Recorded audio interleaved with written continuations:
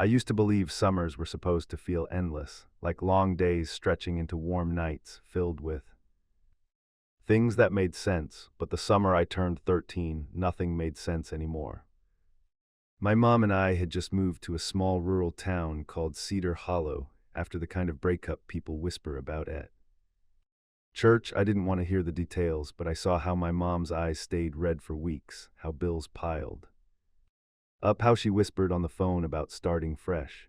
The house she rented was half the size of our old one, sitting at the edge of a neighborhood where every backyard seemed to melt into the woods. The trees were tall and quiet, like they watched everything. I felt angry at first, angry at my mom, at my dad for leaving, at the whole idea of starting from scratch. The first week I barely left my room. The only thing that got me outside was the knock on the door one afternoon. A boy about my age stood there holding a soccer ball. "You the new kid?" he asked. "Yeah," I said. "I'm Mason. I live 2 houses down. You want to hang out?" I didn't, not really, but the silence inside our house felt heavier than the heat outside, so I followed him. Mason was the kind of kid who could make anything sound like an adventure. He showed me the woods behind our neighborhood and a narrow trail that led to a hidden creek. Clear water trickled between smooth stones. "This is our spot," he said proudly. We spent afternoons catching frogs, daring each other to cross the creek on fallen logs, and pretending we were pioneers mapping new territory. For the first time since we moved, I felt something close to okay. One evening, as fireflies floated above the weeds, Mason said, "Told you Cedar Hollow isn't all bad." Maybe he was right. Maybe this town could be a new start after all. I just didn't know yet that not everything or everyone in those woods was as harmless as they seemed. Mason and I were hiking along the creek one humid afternoon when we heard branches snapping behind us. We spun around and a tall older man with silver hair stepped through the brush. He carried an old camera around his neck and a bulky backpack.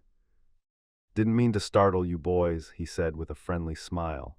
"Name's Carver. I'm a retired wildlife photographer. These woods are my office now." Mason relaxed instantly. "You take animal pictures like for magazines?" Mr. Carver chuckled. "Used to traveled everywhere. Bears in Alaska, wolves in Montana. Now I just photograph whatever comes my way." He opened his backpack and pulled out a bag of trail mix. "Want some?" I hesitated. My mom always said, "Never take food from strangers," but Mason grabbed a handful like it was nothing, so I did too. Over the next couple of weeks, we ran into him often, almost too often. Sometimes he'd appear just as we reached the creek. Other times, he'd already be sitting on a fallen log, sketching bird shapes in a notebook. He told stories about dangerous hikes he'd taken, storms he'd survived, animals that had gotten too close for comfort.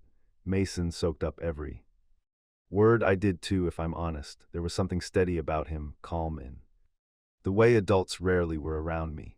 One day, when Mason ran home early for dinner, Mr. Carver stayed behind with me. He asked gentle questions about my life, how the move had been, whether I missed my old friends, whether my mom was doing okay. It felt nice having someone listen without rushing me.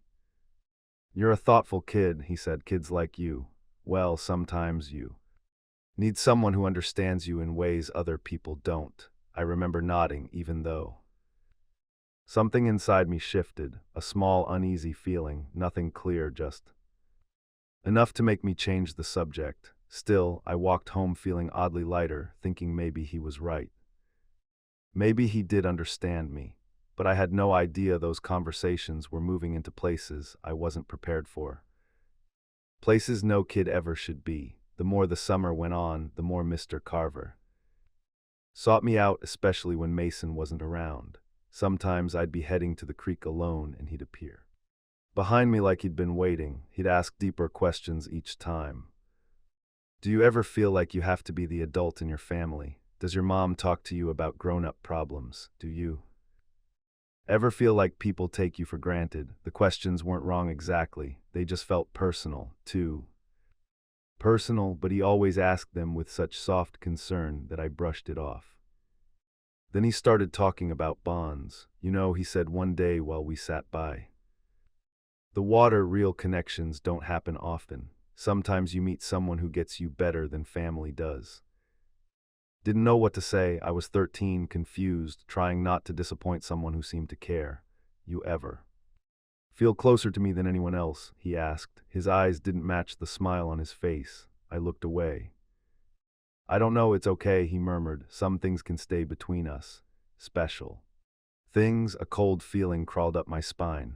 When I told Mason about it later, he shrugged. Dude, he's just being friendly. Chill. Maybe I was overthinking it, I told myself. Adults acted weird sometimes. My dad sure did, but the uneasiness didn't go away. The moment everything cracked open came on a hot, quiet afternoon when Mason was out of town visiting cousins. I went to the creek alone, something I instantly regretted. Mr. Carver showed up minutes later. He sat beside me closer than usual, too close. He said softly, real family shows affection differently. They trust each other more. They share things others wouldn't understand. He placed a hand on my shoulder. It lingered. You matter to me, Lucas, he whispered. Let me show you how much. My throat closed, my skin prickled with fear. I could barely breathe. I didn't think. I ran hard. Branches whipped against my arms as I sprinted home. Every step fueled by terror I didn't know I could feel, and for the first time all summer, I understood exactly what those uneasy feelings had been trying to tell me. When I burst through the front door, my mom dropped her coffee mug. It shattered across the kitchen tiles, but she barely noticed. Lucas, what happened? She said, grabbing my shoulders. I couldn't get the words out. They came in broken pieces. Creaked Mr. Carver, too close until everything spilled into one long, shaking confession. She held me tight, and I finally started sobbing, the kind of crying that hurts your whole chest. Mom called the police but kept her voice low, controlled. I realized then she wasn't just protecting me. She was fighting her own fear, the fear of what could have happened. 2 officers arrived an hour later. They asked gentle questions, not pushing too hard. They said I wasn't in trouble, that I did exactly the right thing. I believed them, but I still felt small, embarrassed, angry at myself for not seeing the signs earlier. The investigation happened quietly. No sirens, no loud confrontations. Just conversations with neighbors, checking records, stopping by Mr. Carver's house. Mrs. Dunley from up the road said she'd seen him around kids before. Too friendly, she murmured. Another neighbor said he'd taken long walks with a boy last summer, but stopped showing up when the boy's father confronted him. Everything pointed to something being wrong, but nothing was enough to charge him. By the 4th day, the officers knocked on our door with an update. He's gone, one of them said.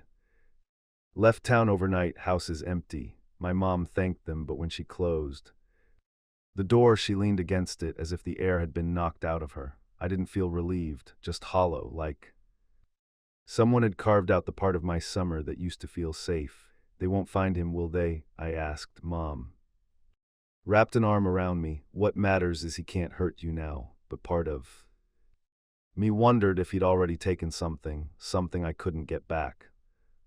Weeks passed. Cedar Hollow went on like nothing had happened. Kids rode bikes down gravel roads, sprinklers clicked on in the evenings, and the woods behind our neighborhood stayed as quiet as they'd always been, but something inside me had changed. Mason finally came home from his trip, bursting with stories.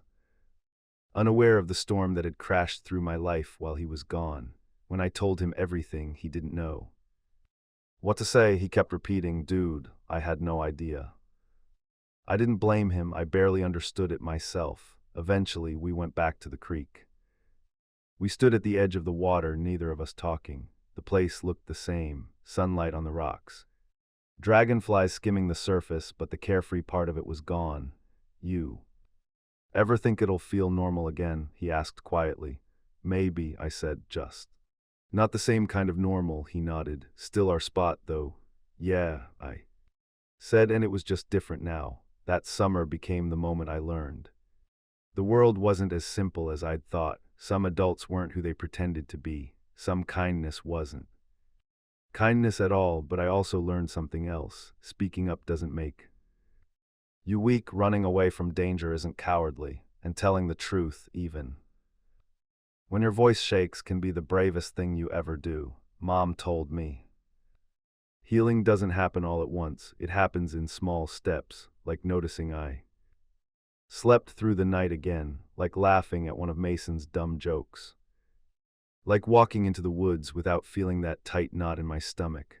I'm older now, but I still think about that summer, not because of what almost happened, but because of what I learned about trust, courage, and the kind of people who deserve a place in my life. Somewhere out there, Mr. Carver disappeared into another town, another trail, but he didn't break me, and he didn't get to define what I became. I did. Trust is powerful, but it should be earned, not taken. Even people who appear kind can hide dangerous intentions. Always listen to your instincts. Speak up when something feels wrong, and remember that courage isn't the absence of fear. It's choosing to protect yourself and others despite it. You have the right to be safe, the right to be heard, and the right to walk away from anyone who tries to use trust as a weapon. People think growing up near a forest sounds peaceful, like running barefoot through wild flowers and falling asleep to crickets, but the woods behind my childhood home weren't like that, not even close. We lived on the outskirts of Willow Creek, a small rural town where everybody knew everybody, and folks bragged about hunting seasons more than high school sports. Our house sat at the end of a gravel road that ran straight into an expanse of trees, tall old pines that stood like a wall against the sky. When I was 8, I noticed something strange. After sunset, the woods went silent, completely silent. No birds, no insects, no rustling leaves, just a stillness so deep it felt like the world was holding its breath. I told my family, but they laughed it off. Woods get quiet at night, my dad said, means the animals are tucked in. But animals didn't tuck in like that, not all at once, not every single night. As I got older, the feeling of being watched from the treetops always crept in around dusk. It wasn't paranoia, not exactly. It was more like standing on a stage, knowing someone in the crowd was staring straight at you. I tried to ignore it, but the unease grew with me. By the time I left for college, I swore I'd never move back, but life has a way of circling you right back to the place you tried to leave. My parents went on a long anniversary trip, asking me to house sit for 3 days. You know the routine, Mom said cheerfully. I did too well the first night. Wasn't terrible. I kept all the lights on, pretended the quiet was just nostalgia messing with me. But when the sun dipped behind the pines and the silence settled over the yard like a heavy blanket, that old childhood fear rose up again. I tried telling myself I was older now, grown, rational. But as I stood at the kitchen sink, watching the dark tree line press against the horizon, it felt like the forest had been waiting for me to come home. The second night was worse, the kind of worse that doesn't announce itself, just slides slowly into the room like a shadow under a door. I spent the day cleaning, mowing the yard, doing anything to avoid looking at the tree. But by late afternoon, the wind died completely. No movement, not in the grass, not in the branches. Even the air felt heavier, like everything around me had paused mid-breath. Around 8, I stepped out onto the porch with a soda and tried calling my parents. No signal, typical for our area. Our service always tanked when storms were nearby, except there wasn't a cloud in the sky. As the sun set, the woods turned black, not dark black. I could see the outline of trees, but nothing beyond them. The silence felt wrong, like the world was muffled from the outside in. At 9:14, yes, I checked my phone. I heard the porch light buzz. It flickered once, twice, then stabilized. I exhaled, laughing nervously at myself. But then the light flickered again, this time brighter, like it was trying to catch my attention. I looked toward the forest and froze. A figure stood at the edge of the trees, tall, taller than any person I'd ever seen. Its silhouette was sharp against the faint light from my porch, arms at its sides, head tilted. Slightly as if listening, I blinked hard. When I looked again, the figure hadn't moved, but the silence around me deepened. I stepped backward into the house, closed the door, and locked it, even though the figure hadn't moved an inch. For a long time, I paced the living room, muttering, "It's a person.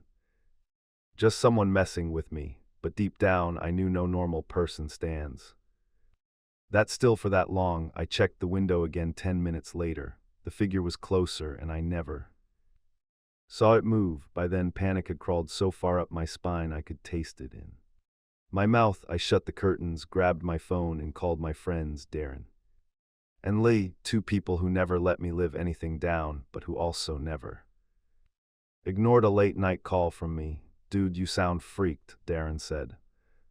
"We're on our way, 20 minutes. I paced until the floorboards groaned under me. Every so often, curiosity got the best of me. I'd lift the curtain just an inch, and every single time the figure was closer. Not running, not lunging, not creeping, just closer. By the time headlights swept across the driveway, I felt like I'd been holding my breath for an hour. I sprinted out to meet them, practically dragging them inside. "Okay," Lee said, hands on her hips. "Tell us what's going on before you give yourself a stroke." "There's someone in the woods," I said. "They've been moving closer whenever I look away." Darren grinned like a horror movie. "Come on." He walked toward the living room window before I could warn him. He pulled the curtain aside only an inch, and he froze. "What?" Lee asked. He didn't answer. I walked up beside him, heart pounding. Slowly, he opened the curtain wider. The figure stood right at the window. Pressed against it, a tall shadow with its face lost in darkness. No eyes, no outline, just darkness where a face should be. Lee gasped, stumbling back. "No, no, no, no." The lights flickered.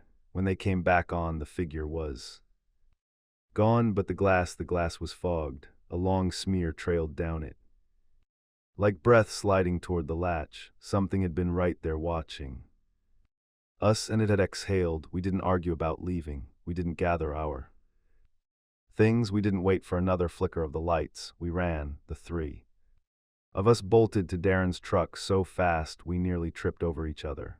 As he fumbled with the keys, Lee kept repeating, "Drive, drive, drive," her voice cracking with panic. When the engine finally roared to life, Darren punched the gas. Gravel spat behind the tires as the house shrank in the rear view mirror. I kept my eyes locked on the tree-in, half expecting something to emerge from the woods and chase us down the road. Nothing moved, but that only made it worse. We stayed at Lee's place for the night. Her parents didn't ask many questions. Maybe the look on our faces told them enough. The next morning, we returned with the sheriff's deputy. I wanted to believe we wouldn't see anything. Maybe it had all been some strange hallucination brought on by stress and childhood memories I never outgrew. But as we approached the house, the deputy stopped walking. Well, he murmured, something was definitely here. Deep footprints, long, narrow, and spaced too far apart for any normal person, led from the train to the porch. Some prints were pressed so deep they nearly shaped the dirt like clay. The deputy crouched down, measuring one with his hand. "That's odd." "No kidding." He followed the tracks around the house straight to the window where the figure had stood. The smear on the glass was still there. "Could have been a trespasser," he said, though his voice didn't sound convinced. "Could have been someone playing a prank. But no prankster leaves footprints like that, and no prankster stands still for hours without bending, fidgeting, or making a sound." The deputy took photos, filed a report, and promised extra patrols. I nodded, pretending that made me feel better. But the second he left, I locked every door, grabbed my keys, and swore I wouldn't spend another night in that house. Some places don't feel safe for a reason. Sometimes your instincts know the truth before anyone else will say it. My parents returned 2 days later, suntanned and cheerful, until they saw the look on my face. I told them everything, every detail, every shadow, every flicker of the porch light. At first, they brushed it off the way they always had. Honey, fear can make shapes out of nothing. But when the sheriff visited to follow up, showing them the photos of the footprints, their smiles faded. Mom's hand shook as she held the picture. Dad locked the doors twice that night. We sold the property the following spring. My parents never admitted it was because of what happened, but the nervous glances and stiff silences told the truth. Now, years later, I avoid that road entirely. But sometimes when I'm driving through town, I catch a glimpse of those same dark pines pressing against the sky. And in the space between them, just for a second, I swear I see a shape standing. Too still, too tall, too patient. I know it's probably my mind playing tricks on me. Memories can be shadows that follow you long after the fear is gone, but part of me wonders if whoever or whatever stood at my window that night never really left. Maybe it's still there, maybe it's always been there, maybe the woods were never silent because they were empty, maybe they were silent because something was listening. Either way, I don't look too closely when I drive by. Some things don't need to be confirmed to be true. Some things are better left in the trees. Trust your instincts when something feels wrong, whether it's a place, a situation, or a presence. Listen to that quiet voice inside you. Fear isn't always your enemy. Sometimes it's a warning meant to protect you.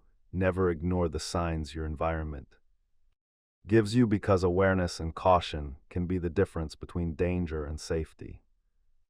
Breakups leave you with two choices: stay somewhere you're miserable or start over somewhere you hope isn't worse. At 29, I chose the latter after ending things with Nathan, who loved control more than he ever loved me. I packed what I owned into my hatchback and signed a lease on a tiny rental house on Meadow Lane. It wasn't perfect. The siding peeled like sunburn, the floors sloped just enough to make a marble roll on its own, and the landlord, Mr. Hughes, looked like someone who hadn't slept since 1985, but the place was quiet, and more importantly, it was mine.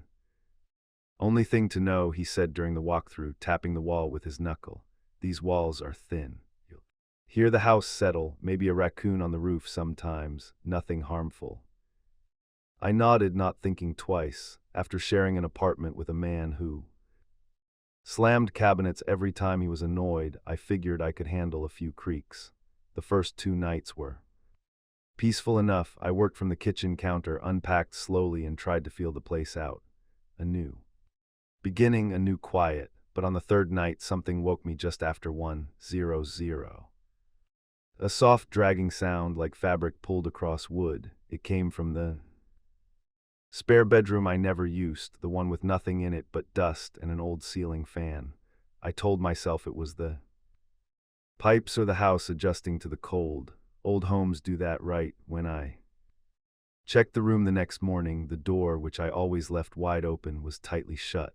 I laughed nervously at myself, probably closed it without thinking, except I remembered leaving it open. I remembered because I stood in the doorway brushing my teeth, telling myself the place would feel less eerie once I decorated it, but I shrugged it off. I didn't want to be the woman who moved into a new house and immediately freaked herself out over nothing. I had come here for peace. I wanted to believe the house wanted the same. By the end of week 1, the dragging sound became a familiar bedtime visitor. It always happened after midnight, sometimes soft, sometimes a steady scrape, drag scrape that seemed to go on forever. I'd lie in bed with my eyes squeezed shut, blanket tucked under my chin like I was 10 years old again.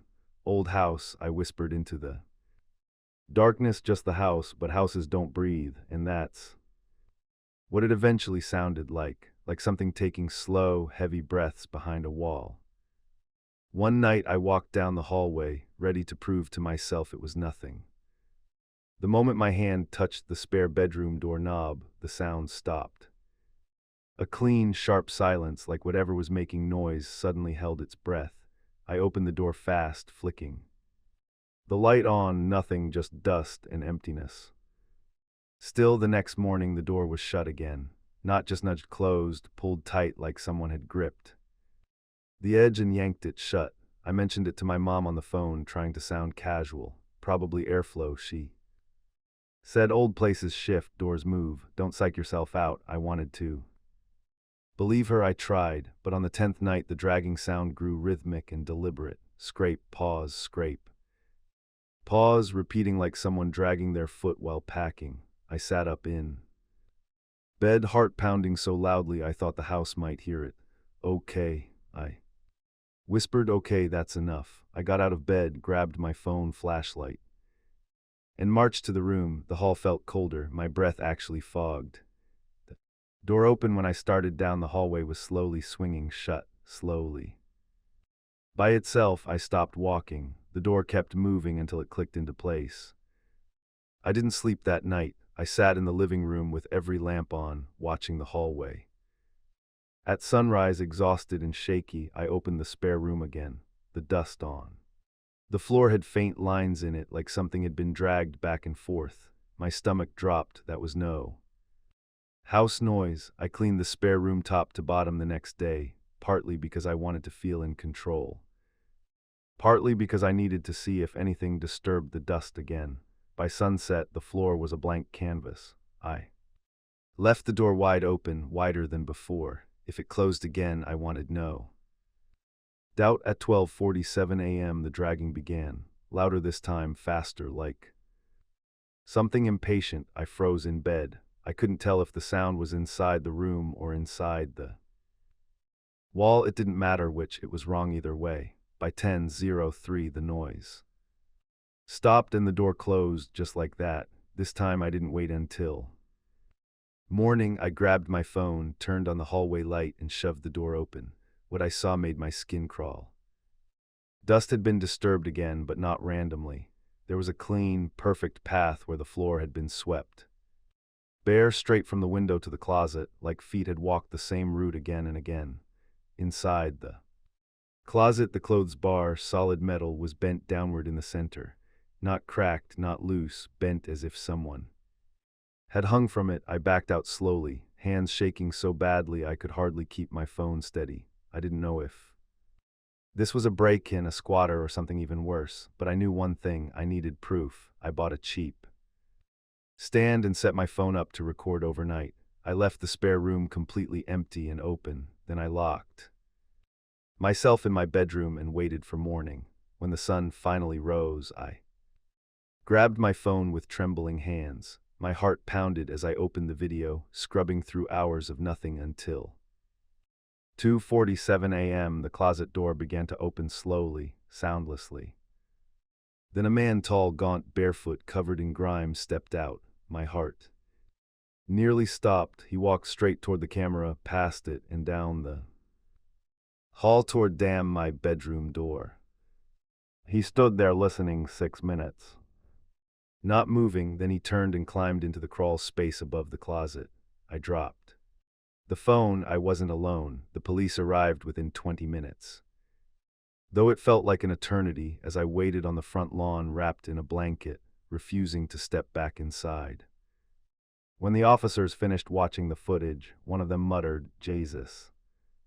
Under his breath, they swept the house like they were entering a war zone, guns drawn, flashlights cutting through the dim hallways. I stayed outside with a younger officer who kept trying to make conversation. I don't think he knew what else to do. "You're safe now," he said. I didn't correct him, though. I didn't feel safe, not even a little. 20 minutes later, one of the other officers came out through the side door, pale and shaken. "Ma'am," he said softly, "we found something." The crawl space above the closet opened into a narrow channel inside the walls, a hiding place, a system of crawl through gaps leading into the attic. Inside, they found blankets, filthy ones, food wrappers, water bottles, and a small stack of photographs. Photos of me sleeping, cooking, sitting on the couch, changing. Photos I never knew were taken. The officers told me I had likely startled him the night I first heard the dragging. He probably stayed perfectly still whenever you got close. The older one said, "People who live inside houses, they learn how to be quiet." People who live inside houses. My stomach churned. They searched for him For days, dogs, drones, deputies combing through nearby woods and abandoned buildings, but he was gone, just gone. The worst part, they believed he'd been there long before I moved in, before the last tenant too, maybe longer. My landlord claimed he had no idea. Maybe he didn't, maybe he did, I didn't stay to find out. That night I packed a single suitcase and slept in a motel with the lights on. Every creak in the building made me flinch. Every footstep in the hallway twisted my stomach. Because now I knew the truth. Silence doesn't mean you're alone. Sometimes it means someone is being very, very still. I never returned to Meadow Lane. Movers collected my things while a police officer accompanied them. I didn't even step out of the car. I refused to cross that threshold again. Refused to look down that hallway or see the closet where the man had emerged like a nightmare with bone-thin limbs. I found a new apartment in a busier part of the city, third floor, solid walls, neighbors on every side, noise. Beautiful noise drifting through the hallways at all hours. For the first time in weeks, I slept a full night.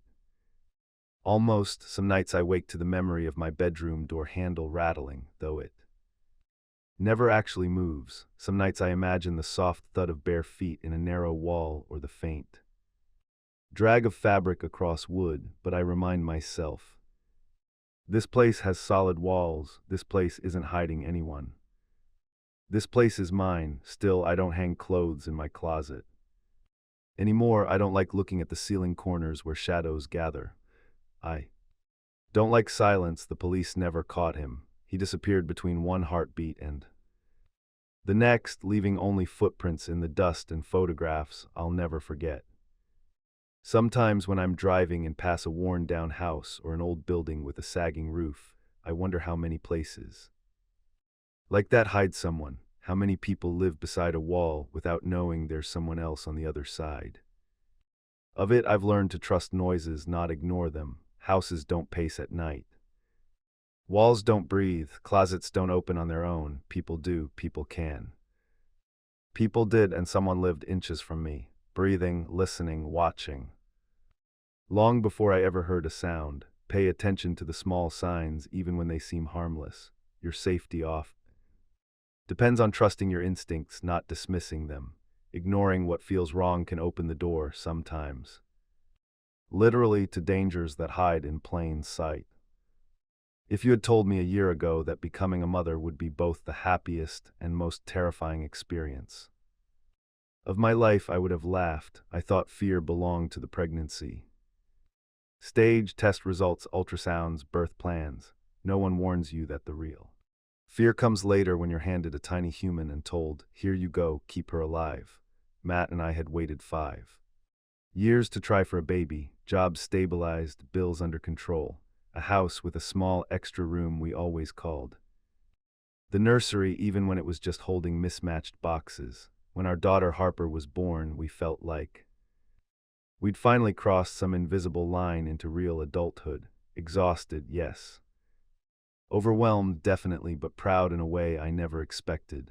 The first week home was a blur of late-night feedings, burp cloths, and Googling, is it normal if my baby every hour? The pediatrician suggested a baby monitor so we could rest easier. Matt bought a video one with night vision, 2-way audio, and an SD card that automatically recorded motion. Premium stuff. I joked that Harper's first years were going to look like a reality show. For a while, the monitor was a blessing. We could shower, wash bottles, even nap, knowing we'd hear every tiny fuss. But around night 6, I noticed something odd. A soft, steady breathing sound through the speaker, even when Harper wasn't in the room. At first I dismissed it. Cheap interference. Maybe the AC vent. Then the picture started flickering at night, just for a second. A quick blur of motion in the darkness that vanished. Before I could focus, dust, I told myself, night mode. Glitches, a new mom brain playing tricks. I didn't mention it to Matt. I figured I needed sleep, not suspicion.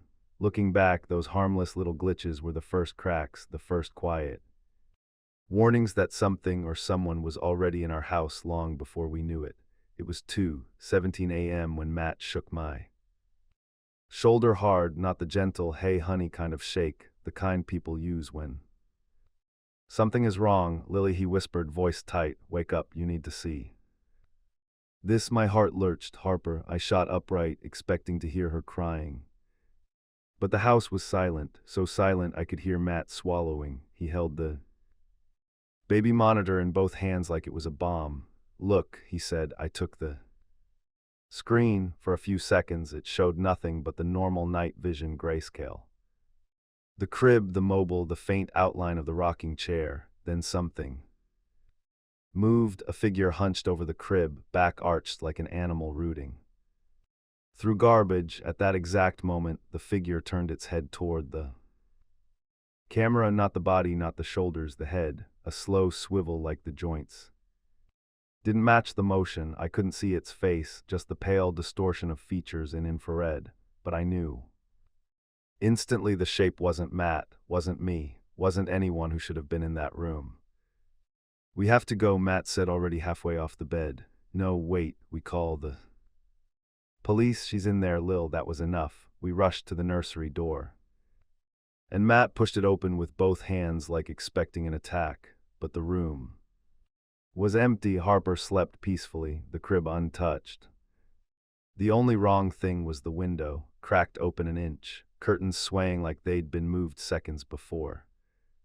And then we saw them, faint muddy footprints on the carpet leading from the window toward the crib, then back out the window again. I felt cold from the inside out, the kind of cold that makes your knees weak. Matt shut the window and locked it. Twice, I grabbed Harper and held her so tight she stirred confused. The police arrived 15 minutes later, checked the backyard, the fence line. The neighbor's yard, nothing, no prints outside. No signs of forced entry. One officer said, probably just a monitor malfunction, those things glitch. I wanted to scream, but instead I nodded. Like a polite, terrified mother who wasn't sure her world had just cracked open. We moved Harper's crib into our bedroom the next day. I didn't care if it broke every sleep training rule in the book. I wasn't letting her out of my sight, not after seeing those footprints. Matt wanted to return the monitor, but I insisted we keep it for proof. Maybe that sounds irrational, but part of me believed the police might actually take us seriously if we had a video recording of whatever we'd seen. The next 2 nights were quiet. We barely slept, lying awake, waiting for any sound. I started to think maybe the officer was right, that sleep deprivation had scrambled our brains. Maybe the footprints were older than we thought. Maybe the monitor clicked. You know that tiny sound electronics make when they switch from still to active, a soft TK. It was 3:04 a.m. Matt sat up instantly. Lily, I hear it. I turned the screen toward us. At first, nothing. Then the figure stepped into view from the left side of the nursery, except the nursery was empty. We were in bed and Harper was with us, breathing softly against my chest. The figure crouched near the crib, our empty crib, and tilted its head again, too far, as if listening to something we couldn't hear. Then through the monitor speaker we heard a voice, my voice. Gentle whisper, SHH baby, mommy's here, mommy's here. I felt my entire body lock. That wasn't a recording. I had never said those words. In that rhythm, that tone, it was like someone trying to imitate me after hearing me only once. Matt grabbed my arm, turn it off, but I couldn't move. The figure rose slowly, taller now, or maybe it had always been that tall and we never saw it fully upright. It leaned closer to the camera until its face was inches from the lens, a blur of pale skin, dilated pupil, an eye that was far too wide. Then it whispered, not in my voice, not in anyone's voice. I knew, where's the baby?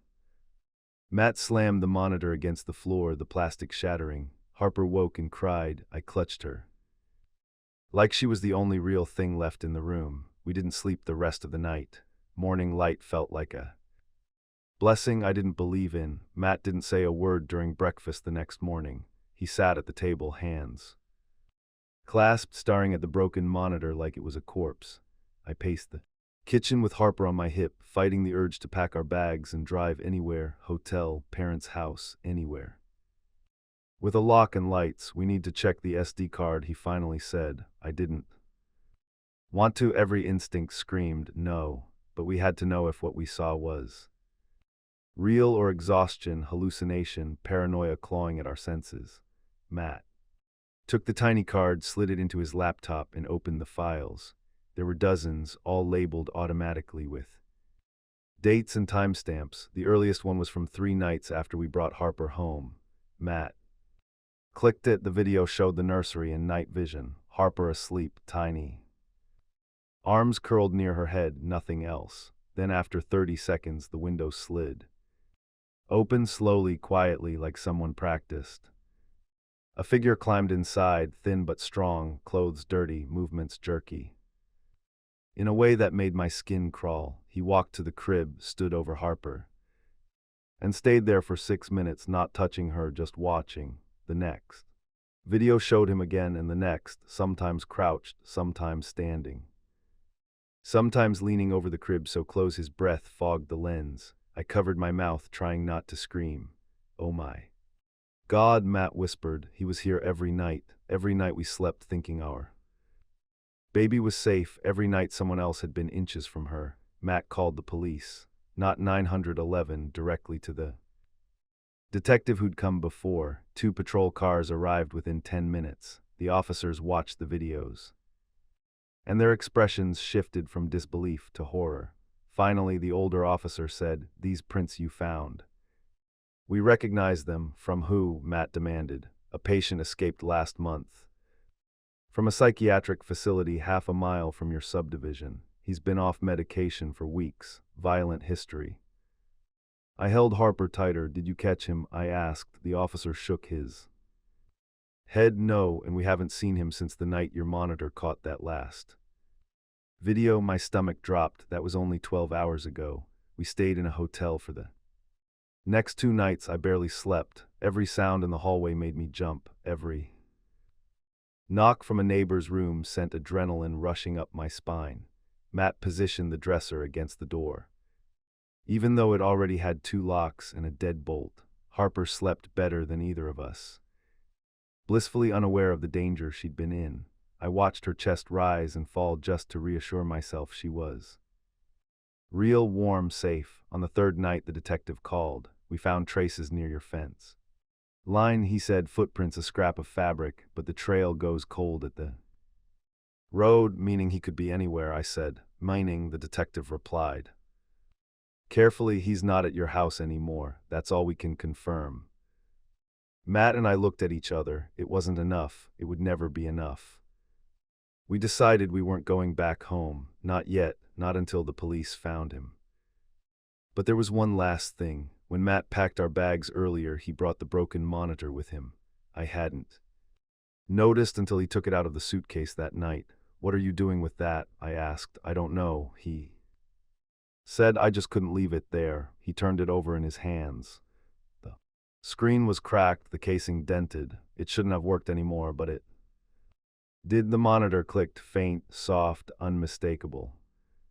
The screen flickered to life. The nursery appeared, our nursery empty, untouched since we left, and then the camera shifted, tilted as if someone was holding it, lifting it. A whisper filled the speaker. "She sleeps so quietly, you should too." Matt slammed the monitor off and shoved it into the dresser drawer. We didn't speak the rest of the night. The police never found the man, and we never used a baby monitor again. To this day, sometimes when the house is quiet and Harper is asleep across the hall, I swear I hear a tiny static click, like a monitor turning on somewhere it shouldn't exist.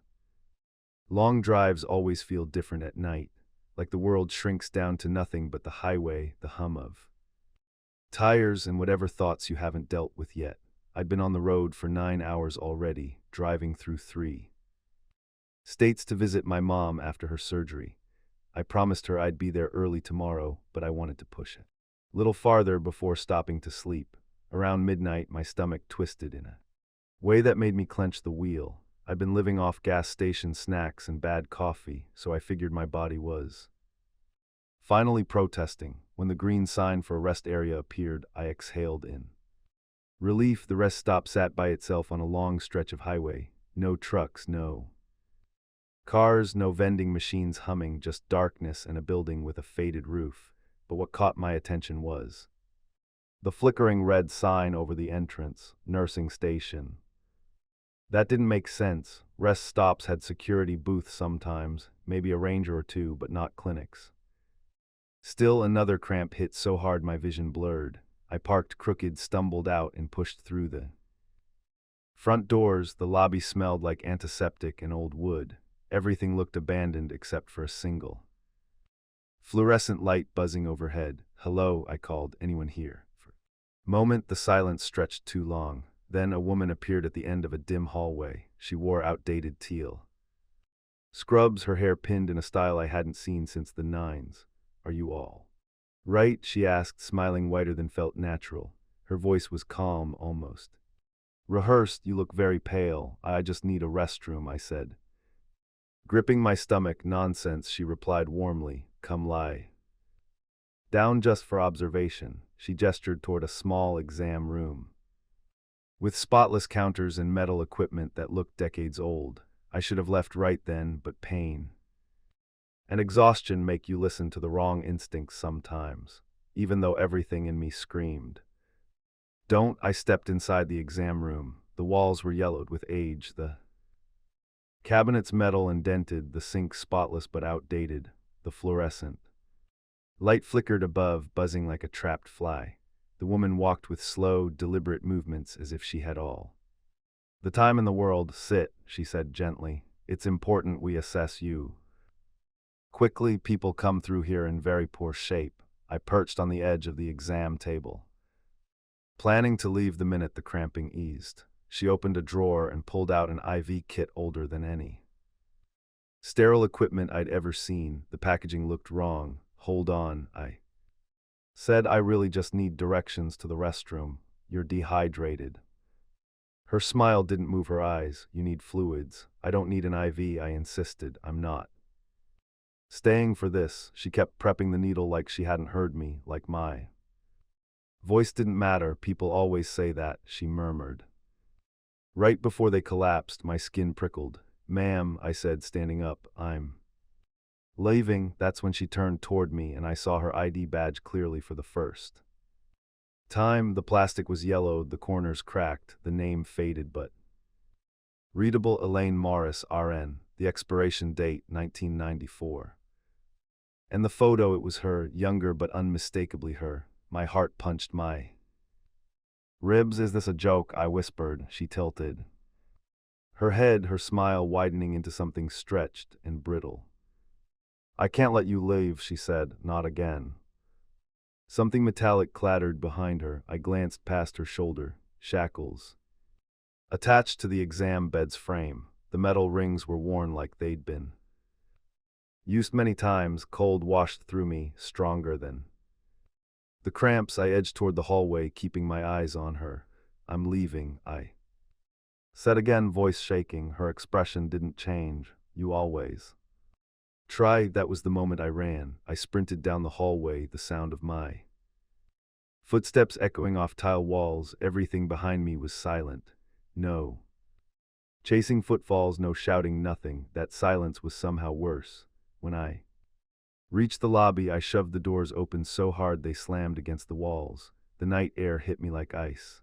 I didn't stop running until I reached my car. My hands shook uncontrollably as I dug for my keys, my stomach still cramped, but fear was the stronger force now. As I fumbled with the ignition, I risked a glance at the building. The woman stood in the doorway, not running, not calling out, just standing there. The flickering nursing station sign buzzed above her head, casting strange shadows across her face. Her scrubs fluttered in the night breeze, but her body didn't move at all, not even to breathe. I slammed the car into gear and tore out of the parking lot so fast. Gravel shot out behind me. My headlights caught her one last time, tall, rigid, her expression unchanged as she watched me leave. My heart pounded all the way down the highway. I drove too fast, hands clenched around the wheel. Every so often I checked my rear view mirror, half expecting to see her walking down The shoulder, an hour passed before I saw lights from a gas station. I pulled in, parking crooked again, the attendant. Behind the counter was a middle-aged guy in a faded baseball cap. You look like you saw a ghost, he said. I don't know. What I saw, I told him everything, word for word. The exam room, the IV, the ID. Badge from 1994, the shackles, her words. Not again, his face drained of color. You said the rest stop off Highway 67. Yes, I said about an hour back, he swallowed. That place burned down 28 years ago. I shook my head. No, I was just. There's nothing there now, he said quietly. Just the cement foundation and a historical marker. That clinic closed after a tragedy. I stepped back trembling, but I have dash cam footage, I whispered, his eyes. Widened. Son, he said, you might not want to look at that. I didn't want to. Look, I truly didn't, but not knowing felt worse. The attendant closed the store early. Apparently my story rattled him enough and let me use a table by the window. I pulled up the dash cam app on my phone, scrolling until I reached the time I left the rest stop. There, I said, this is when I pulled onto the highway. The video showed my tail lights illuminating the empty road. For a while it looked completely normal, just me speeding away into darkness. Then the attendant said, pause it. I froze the frame. Enhance it, he said, leaning forward. I zoomed in, and there she was, standing in the middle of the highway, dead center in my lane, her hands at her sides as still and straight as a statue. Her scrubs were illuminated by the red glow of my tail lights, and even through the grainy footage, her eyes reflected the light. Two pale glints staring directly into the camera. She couldn't have been there, I whispered. I didn't see her. You weren't supposed to, the attendant murmured. Some things show up only when you're not looking. A cold tremor moved through me. What happened to her? I asked. He hesitated. They said she stayed behind during the fire, that she tried to keep patients from leaving while the building burned. Some folks died because she refused to discharge them. She believed the place needed her even when it didn't. I stared at the pause frame again, the woman's rigid silhouette, her unblinking eyes, the outdated scrubs. She said she couldn't let me leave, I murmured. Not again, the attendant swallowed. Maybe she thought you were one of the patients who got out. I felt the room tilt slightly. I ended the video and put the phone face down. I'm getting back on the road, I said. Right now, the attendant nodded. Stick to populated exits, he warned, and if you see her again, don't stop. Trust me, stopping was the last thing I planned to do. I drove the remaining 2 hours to my mom's house in a daze. Every highway marker made my shoulders tense. Every abandoned service road made me check my mirrors.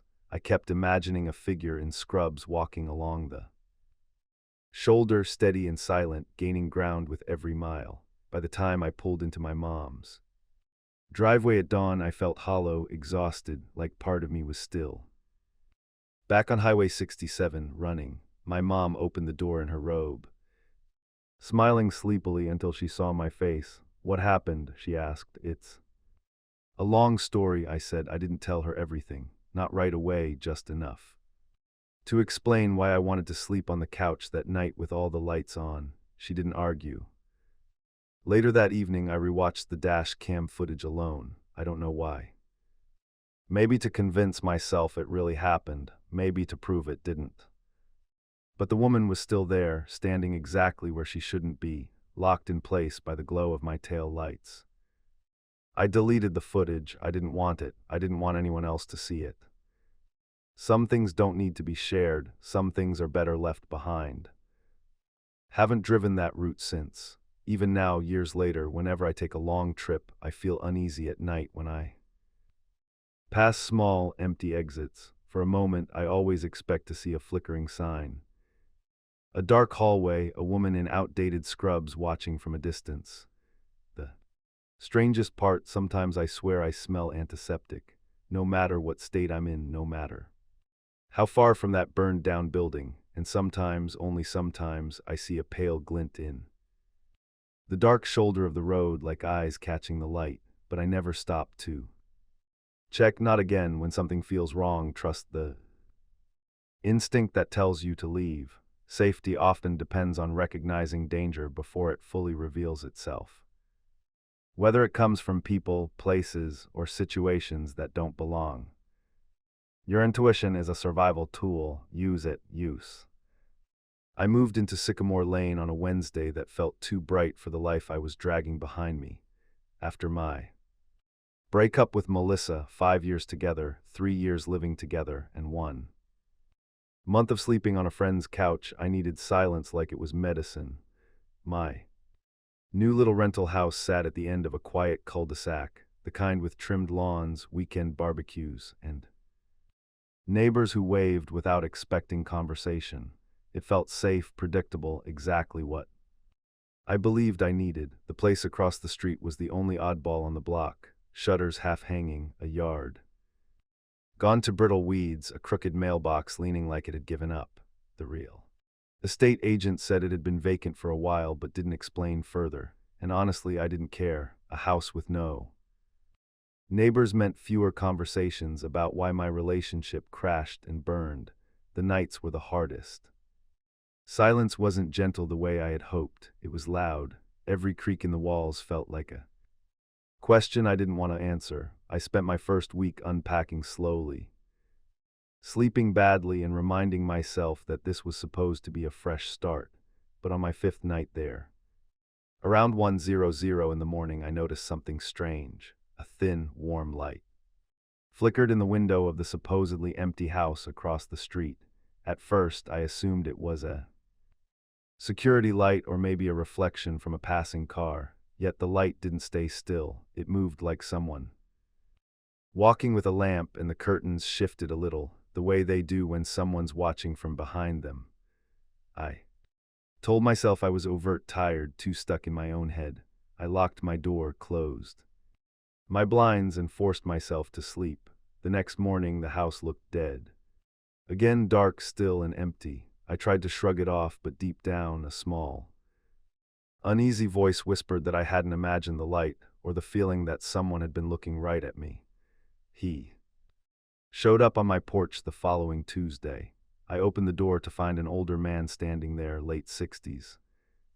Maybe wiry frame, sun-worn face, a baseball cap pulled low. He smelled faintly of old cigarettes and rain. Morning, he said, smiling in a way that showed too many teeth. Name's Howard. I look after the place across the street.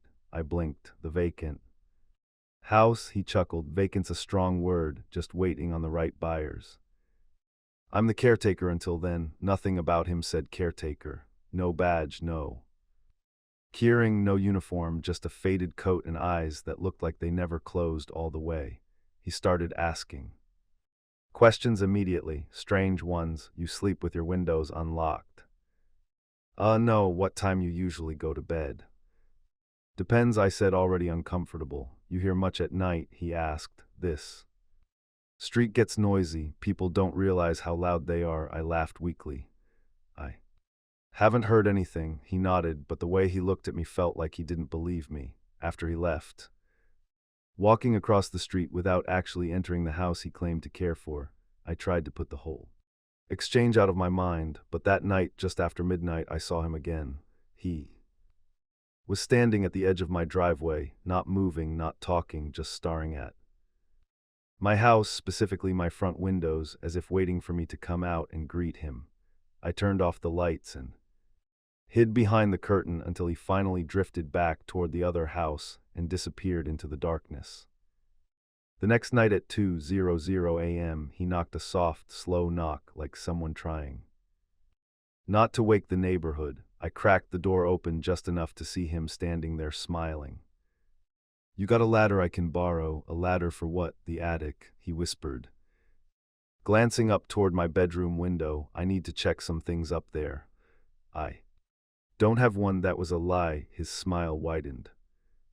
Oh, then I'll have to use yours. Something cold slid down my spine as he walked away without another word. I decided I needed proof, something more solid than a creepy feeling and a man with too many questions.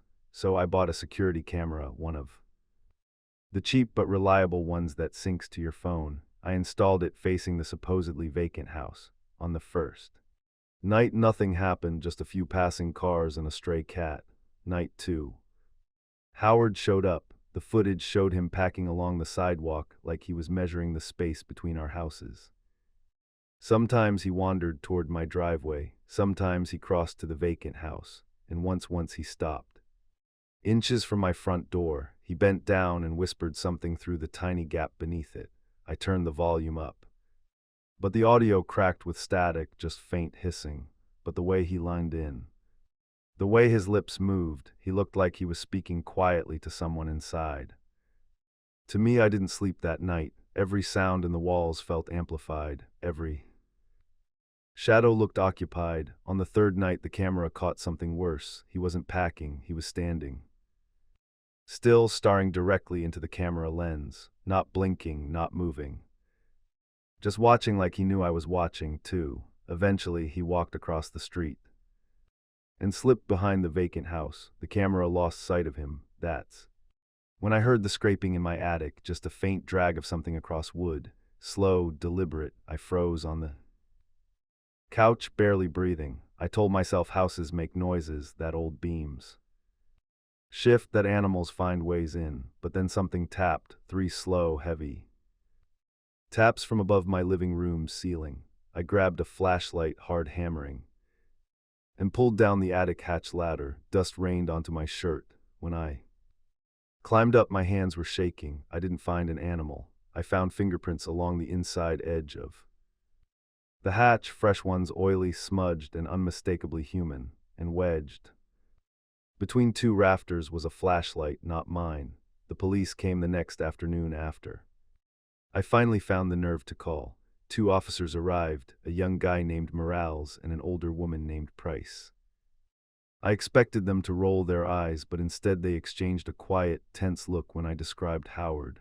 We've had complaints about a man matching that description. Officer Price said, never sticks around when we show up. I showed them the footage, the fingerprints, and the flashlight. That was enough for them to get permission to search the vacant house. I stayed on my porch while they walked across the street. It felt wrong to stand outside alone, but staying inside felt worse. After several minutes, Morales came out and waved me over. Sir, you need to see this. The front of the house looked empty, but the deeper we walked, the stranger it felt. Dust on every surface except for a few areas. Clean streaks, footprints, indentations on the carpet where someone had recently sat. But the real horror was beneath the crawl space. A small hatch in the hallway floor was pried open. The officers climbed down with flashlights, and I followed halfway until the smell hit me. Stale sweat, mildew, old food. Below were sleeping bags, empty water jugs, piles of canned food, fast food wrappers, and a stack of envelopes with my name on them, my missing mail. How long has this been here? Morales murmured. Price shook her head. Months at least. But the worst part was seeing something familiar among the mess. My spare house key, the one I'd lost the week I moved. In my stomach turned. He was in my attic, I whispered. He was in my house. Price nodded grimly. We think he's been moving between both properties, watching from whichever spot gave him the best vantage point.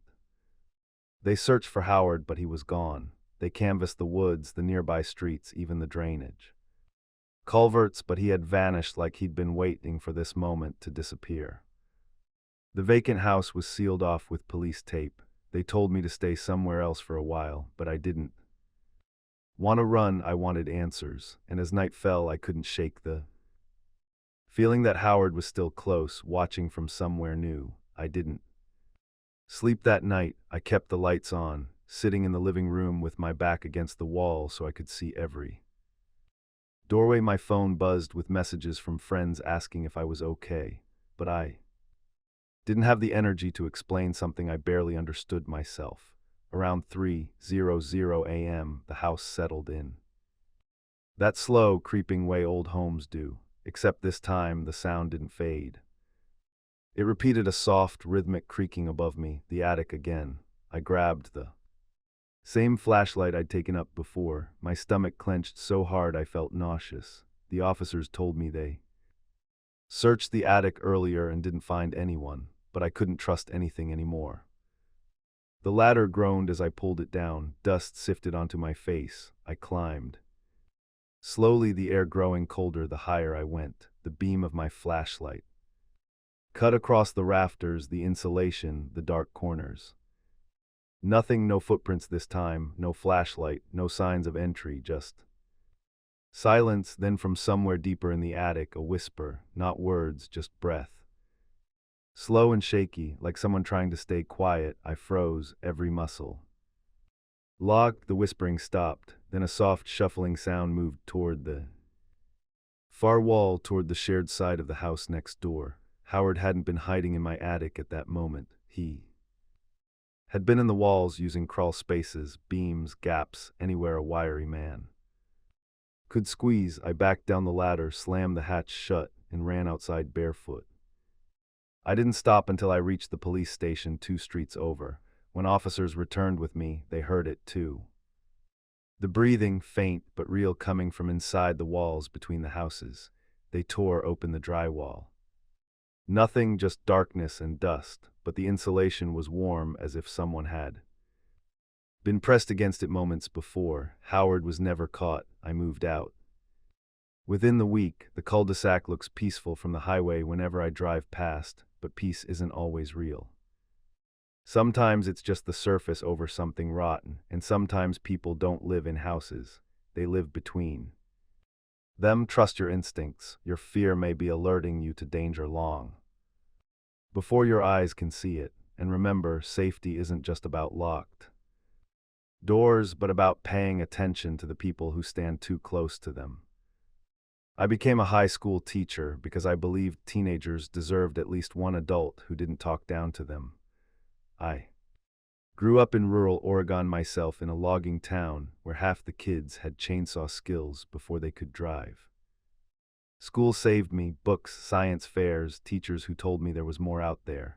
So when I returned to Oregon to teach environmental sciences, it felt right, like finishing a circle I never meant to draw. The wildlife reserve I chose for the field trip, Crescent Pines, was quiet, old, and according to online reviews, a peaceful place to show kids what untouched forest looks like. I've been wanting to take my class somewhere that wasn't a textbook or a slideshow. The ranger station approved our visit, though. In the confirmation email, they added a strange line: please stay within the marked areas. Do not cross any damaged boundary signs. I shrugged it off. Rural places always have superstitions. The morning of the trip, my juniors loaded into the school van with the usual energy, loud conversations, headphones half hanging, jokes about bears. I gave the standard safety speech. No wandering, no climbing, no slipping off to smoke behind a tree. They rolled their eyes, which meant they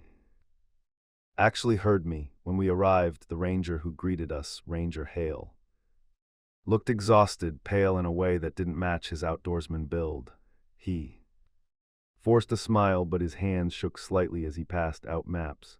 Stay on the trail, he said. The forest gets weird past the boundary signs. Sound doesn't behave right. Birds avoid it. One of my students, Jaden, whispered, dude, he's totally messing with us. But Hale didn't look like he was joking. He looked like someone giving a warning he didn't think we'd take seriously. I should have asked more questions.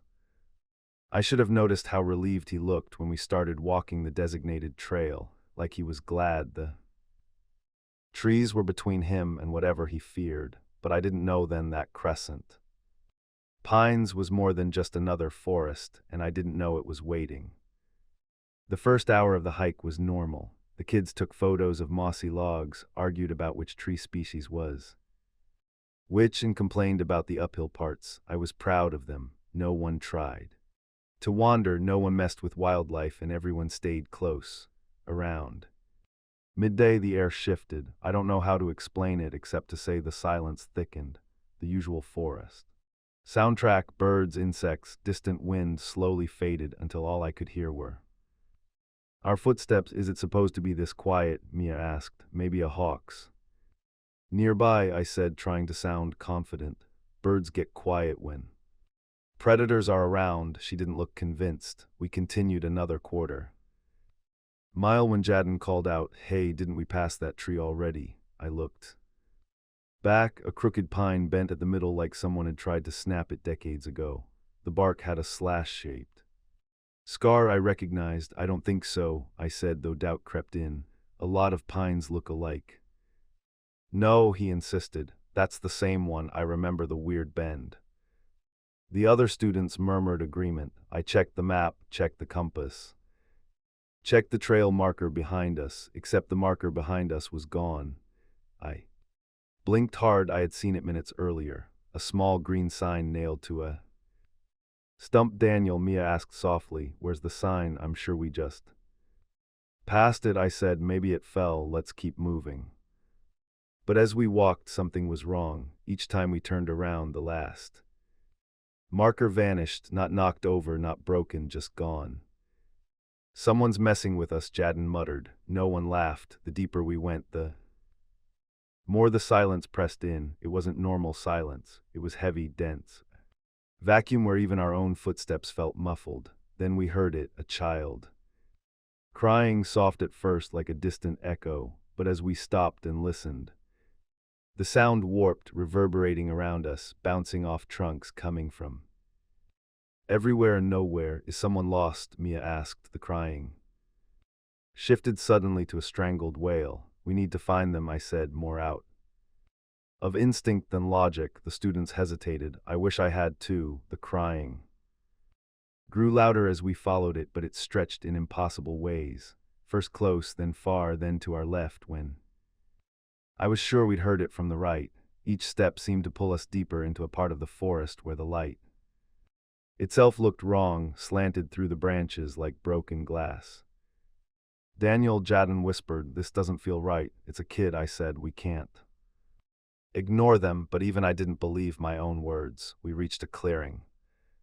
Small and circular, almost perfectly shaped. The crying stopped instantly. The abrupt silence hit like a slap. Then giggles, not from a child on the ground, from above. Mia's eyes widened. "Oh my God, look." I followed her gaze upward and froze. Perched high in the branches of a massive fir was a figure, humanoid but wrong. Its limbs were too long, its joints bent at angles that defied anatomy. Its head was tilted, chin nearly resting on its shoulder, and its face was obscured by shadow so deep it felt like an empty socket. It giggled again. The exact same giggle we had just heard. Identical, replayed. Not produced. The forest fell dead silent. Wind, insects, everything. Then the figure moved, not climbed. Crawled, jerky, twitching, like something mimicking movement rather than understanding it. It descended halfway down the trunk, paused, and tilted its head again as if sniffing. "Run," I whispered. No one moved. The figure twitched. "Run," I shouted. The kids bolted. Branches slapped our arms, roots tripped our feet, but adrenaline kept us upright. The figure didn't scream or chase, just the faint rhythmic sound of something scratching bark followed us. We ran until my lungs burned, and that's when we saw it, a ranger truck parked on a narrow service road we never should have found. Ranger Hale stood outside. It pale and shaking. He didn't look surprised at our condition, just relieved. "You stayed together," he said hoarsely. "It doesn't like groups, it waits for stragglers." His eyes darted toward the treetops behind us, and for a moment I didn't want to turn around. Back at the ranger station, Hale locked the door and lowered every blind. The students huddled together in the lobby while I paced, trying to steady my breathing. My legs still trembled. "What did we see out there?" I demanded. Hale rubbed his temples. "I told the facility not to open the deep grounds. I told the county. Those boundary signs were put there for a reason." "What was it?" I pressed. "A pattern," he said quietly. "A presence, old. This forest is older than the town. Older than the trails. Things learned to survive out here long before humans." "That's not an answer. It's the only one I have." The students called their parents, voices shaking. Within an hour, the station parking lot filled with Worried families, no one left without grabbing their kids' arms a little too tightly. I drove home alone, the trees whipping past like dark figures outside the window. The image of the thing in the branches replayed in my mind, its limbs, its giggling, its unnatural head tilt. I kept checking my rear view mirror, even though I knew logically nothing could be following me. Still, logic didn't help me sleep. The next morning I filed an incident report. The school counselor interviewed the students, the county sheriff scheduled a meeting. I waited for the phone to ring. Instead, my inbox filled with polite dismissals, shared hysteria, forced disorientation, stress, misinterpretation. One email called it a group panic. Triggered by a herd of elk. Elk don't crawl down trees. I stopped arguing. I stopped attending meetings. I stopped sleeping more than an hour at a time. That night, as I sat grading papers at my kitchen table, my phone buzzed. An unknown number, a video attachment. I pressed play. The footage was taken from high above the canopy, far above where any person could climb. It showed me and my students sprinting through the trees, stumbling, glancing back in terror. Recorded from the treetops, my hands went numb. A second message came through: next time leave someone behind. I dropped the phone. I didn't teach the next day or lead another field trip again. Weeks passed, but Crescent Pines never left my thoughts. I tried teaching normally again. Assignments, lectures, grading, but every time a student laughed too suddenly, I flinched. Every time I stepped outside during recess duty, I scanned the tree-in. At night, I dreamed of crooked pines and giggling from above. One evening, while locking my classroom, I found something taped to the door, a photograph, a blurry shot of the school grounds taken from high above. No note, just proof that whatever watched us in the forest wasn't bound to the forest. I quit 2 weeks later. Administration assumed burnout. Maybe it was, maybe it wasn't. I moved to Bend, took a job at a small tutoring center, and told myself I was starting over. But sometimes on quiet nights when the wind dies completely and the world feels too still, I swear I hear a faint giggle carried through the trees behind my apartment. Soft, mimicked, wrong, and whenever I take roll in my tutoring class, I check twice because I can't shake Hale's final words to me as we left the ranger station. Forests don't forget the ones who escape. I pray he wasn't right, but I keep every student close, always, and I never ever let anyone walk alone, not even to the parking lot, because somewhere out there, past the old boundaries we were warned never to cross, something still waits, and it doesn't like groups, it waits for stragglers. Before the night everything changed. Halloween had always been my favorite day of the year. At 10 years old, the world still felt enormous and magical in ways adults forget.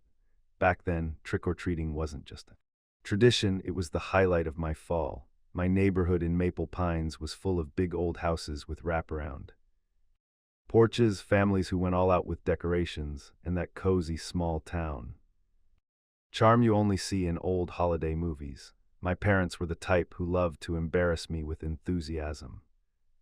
Every year, Dad carved at least 5 pumpkins, and Mom turned the whole house into a mini haunted mansion with fake cobwebs and handmade ghost cutouts taped to the windows. I loved it. I lived for it. But the year I turned 10, everything got swallowed by the biggest snowstorm our town had seen in decades.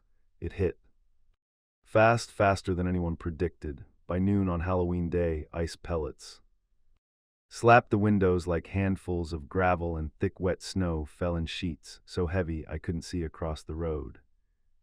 My dad kept checking the news on the living room TV, muttering things like, "They said flurries, not the north pole." By afternoon, the town officially canceled trick-or-treating. 10-year-old me was devastated. I had a costume, a plastic pumpkin bucket, a bag full of glow sticks, and a plan to hit twice as many houses as the year before.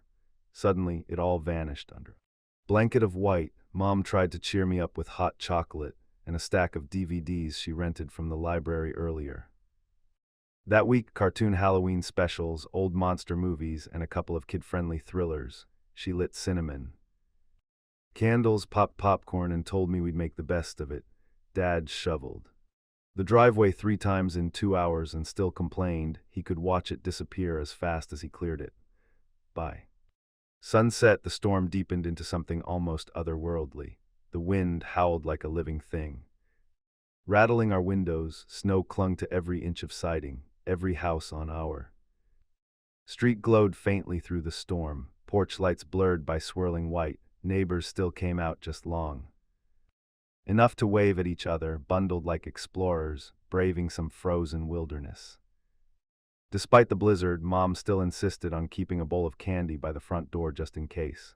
And strangely, a few families did show up, determined, frostbitten parents with tiny kids, bundled so thickly they waddled like penguins. I watched movies while my parents took turns answering the door, coming back inside each time, shaking snow from their coats, but then something weird started happening. Every time Mom closed the front door, it swung open again a few minutes later. Not all the way, just enough to form a small crack and let in a cold sliver of wind. "Did you not latch it?" Dad asked. "I'm telling you I did," Mom said. She closed it again. A few minutes later, it drifted open. I remember glancing at the door from the couch, wrapped in a blanket, feeling a strange discomfort I didn't yet have a name for, something about the slow drift of the door. The way the wind pushed flakes of snow inside, it unsettled me. "This old frame is probably warping in the cold," Dad said, pushing it shut harder, but I saw Mom glance toward the window beside the door, watching the storm with a look that didn't match his calm explanation. I think she knew something didn't feel right, that sense, that cold prickle on the back of the neck only grew stronger as the night went on. I didn't know it yet, but the storm had brought more than bad weather. Something else had come with it, something that didn't leave. When the door was closed, something that wasn't finished with us. Around 9 that night, the trick-or-treaters stopped. The storm became too intense even for the brave ones. Mom left the porch light on anyway, just in case, and Dad settled into his recliner with a cup of coffee. I curled into the couch cushions, watching a movie about kids trapped in a snowbound cabin. Not the best choice in hindsight. The living room felt warm and safe, the kind of safe where you almost forget the world outside is buried in white chaos. Then the door creaked open again. This time, Dad actually groaned.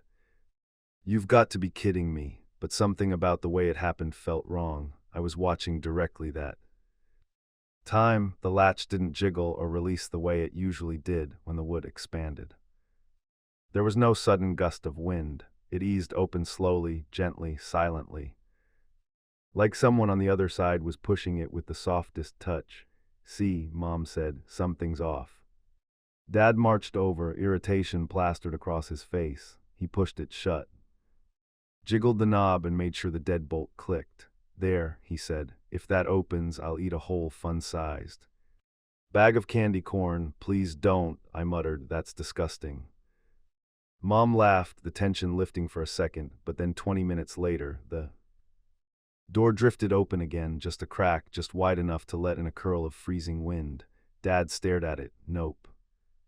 Absolutely not. This house is messing with me." He grabbed a folded beach towel from the hall closet, one with flamingos on it, which looked ridiculous in a snowstorm, and wedged it at the bottom of the door to block the draft. Mom shook her head. "We should call a locksmith tomorrow or an exorcist."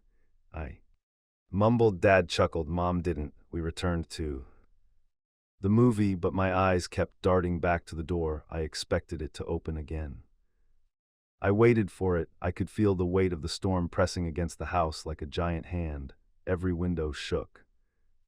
Every wall creaked. It felt like the whole world wanted in. By 10:30, Mom told me to head upstairs to get ready for bed. I didn't argue. I was tired, and honestly, the door thing had worn me out. I brushed my teeth, slowly listening to the wind shriek outside the bathroom window. That's when I heard it, a creak, soft, rhythmic, like footsteps upstairs in the hallway. My heart stuttered. Dad always stayed downstairs watching TV late, and Mom would have been with him. No one should have been walking upstairs. I pressed my ear to the bathroom door. Another step, then another, slow, deliberate. The house was old, creaky, but these weren't settling noises. These sounded like weight shifting between floorboards, like someone packing.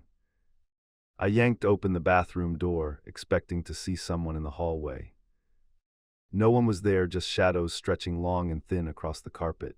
I ran to my bedroom. When I walked in, something made my skin crawl. My closet light was on. I never used it.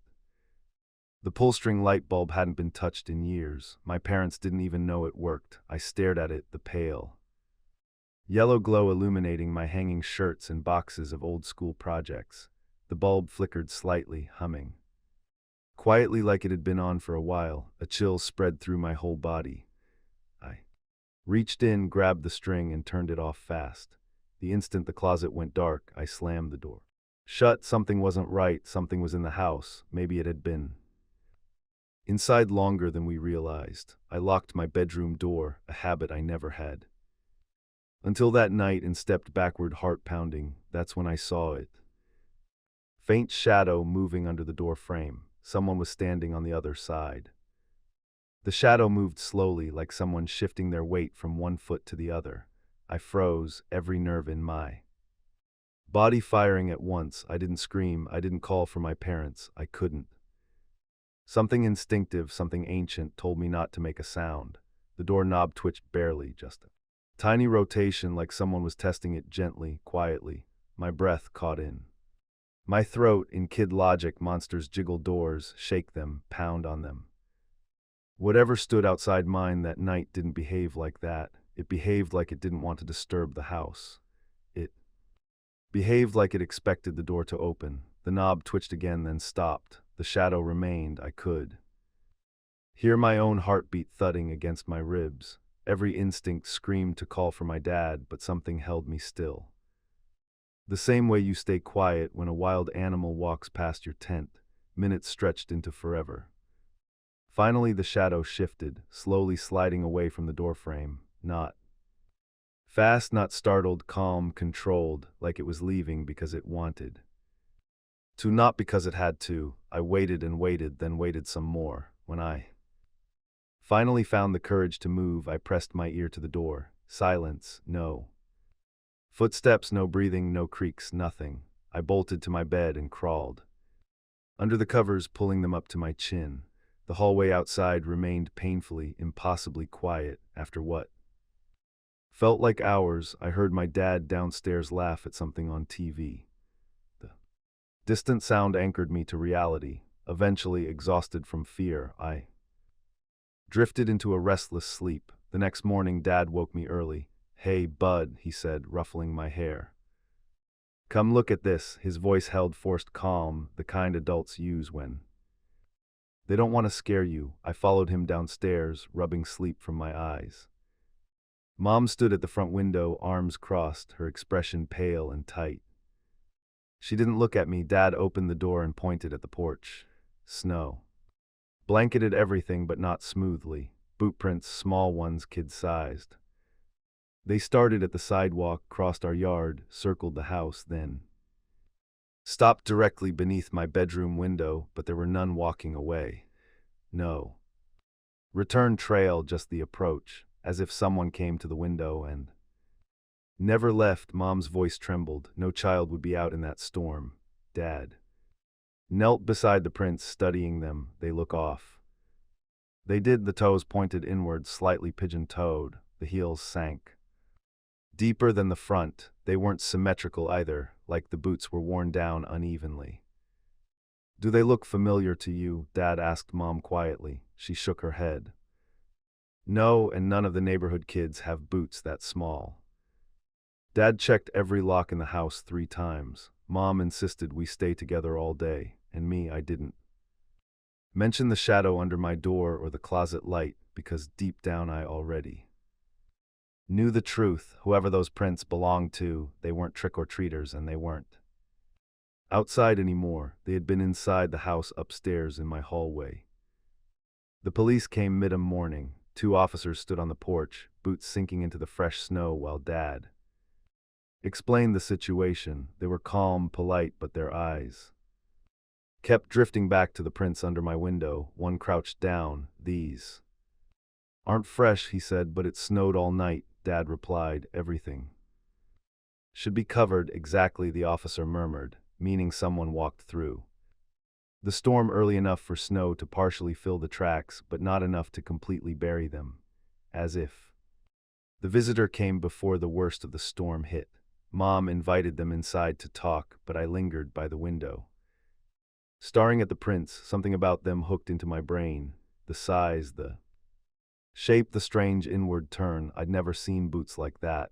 Later, after the police left with a promise to increase patrols, Dad checked our entire home, every window, every crawl space. Even the attic, nothing was disturbed. No signs of forced entry, no footprints inside, no clue how anything or anyone could have gotten upstairs. You probably scared yourself, Dad told me gently. Storms do that, but Mom kept glancing at me, her brow creased. She knew I wasn't lying.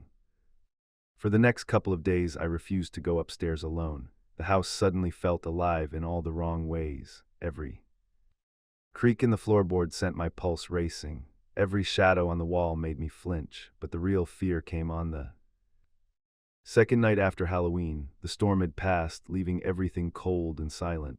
Our house sat dark except for the TV glow downstairs. I was supposed to be in bed, but I couldn't sleep. Something pulled my attention to the bedroom window.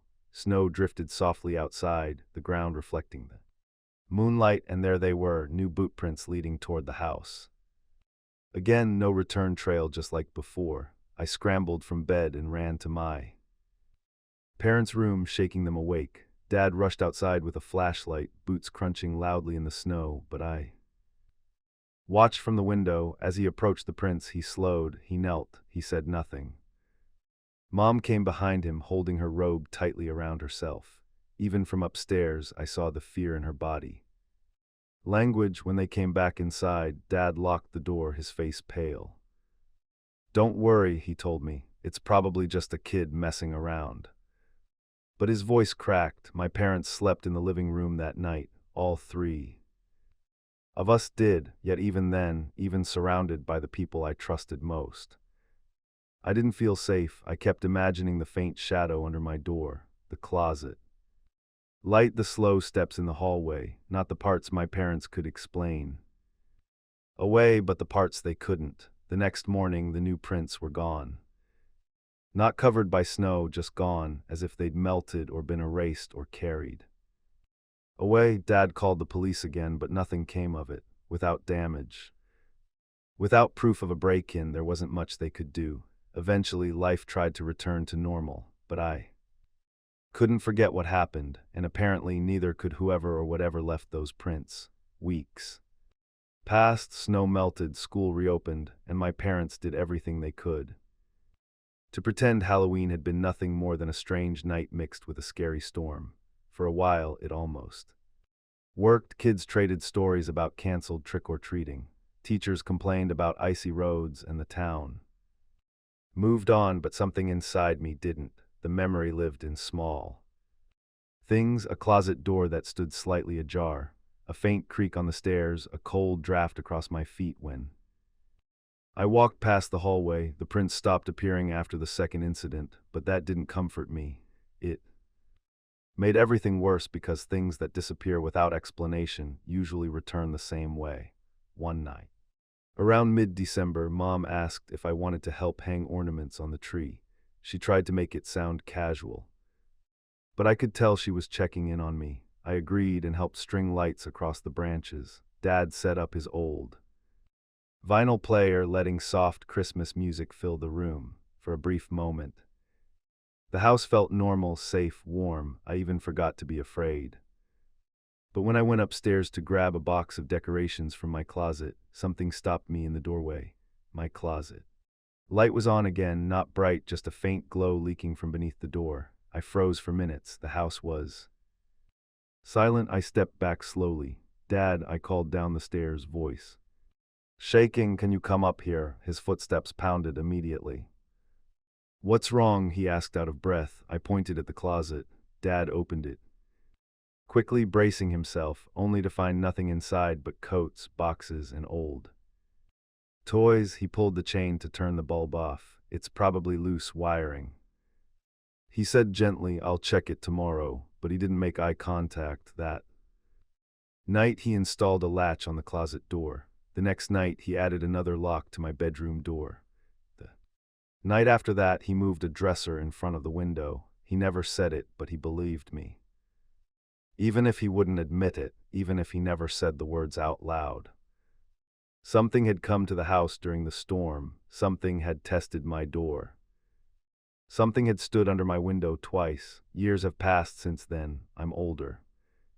I'm rational. I'm supposed to understand the world now, but I still lock my bedroom door every night. I still keep my closet shut, and I still have dreams. Cold, snow-heavy dreams about small boot prints leading toward a window with no footprints walking away.